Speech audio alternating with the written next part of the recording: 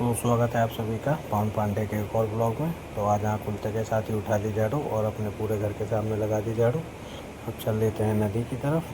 तो नदी का रास्ता ज़्यादा दूर नहीं है, 200-300 मीटर ही है, लेकिन मैं मोटरसाइकिल से ही जाता हूँ। रास्ते में एक कुत्ता है जो काटने के लिए दौड़ता है, इस वजह से। तो नदी पहुँच जाते हैं हम। सुबह सुबह एकदम बढ़िया धूप निकली हुई थी और ये टाइम है 6:30 या 6:40 का, और इतना ज़्यादा धूप निकल के आ रहा है, आप देख ही सकते हैं। जैसे ही मंदिर पे पहुंचा, बजरंगबली बाबा, शेरावाली माता, शंकर भगवान, बरमदेव देवता सभी के दर्शन करें और उसके बाद चल देता हूँ सरयू नदी के दर्शन करने। तो आज एक भैया भी नहा रहे थे यहीं पे।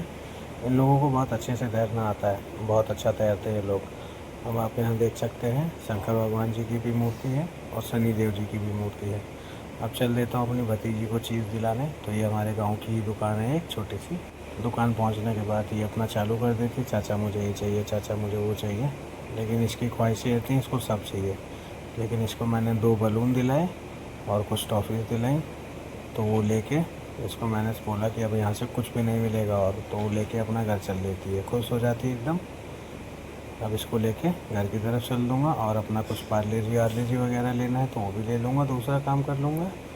अब ये दुकान वाली चाची के पास आके लड़ने लगी कि नहीं मुझे वो चाहिए, नहीं मुझे वो चाहिए। मानती ही नहीं है।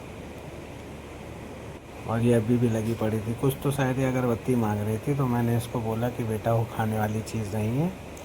फिर वहाँ से इसको लेके मैं घर की तरफ आ जाता हूँ। तो जो भैया अपना मोबाइल चला रहे थे, तो यहीं पे मैंने इसको उतारा और सारी टॉफ़ी दे दी। अब आज मेरे को थोड़ा सा काम था सोहावल की तरफ, तो मैं चल देता हूँ सोहावल की तरफ। तो ये है हमारा टोल, ये पड़ता है हमारे गांव से 3-3.5 किलोमीटर दूर। तो यहाँ का भी रास्ता बहुत अच्छा है, यहीं के बगल से रास्ते से मैं निकल के चल देता हूँ सोहावल की तरफ।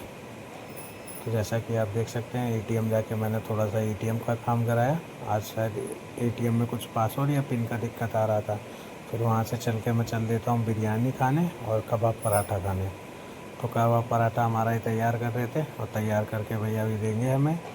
तो ये 20 रुपये का हमें पड़ा था और ये हमारा पराठा आ चुका है। अब इसको हम खाएंगे, एंजॉय करेंगे। तो भैया मिलते हैं आपसे अगले ब्लॉग में, तब तक के लिए बने रहिए।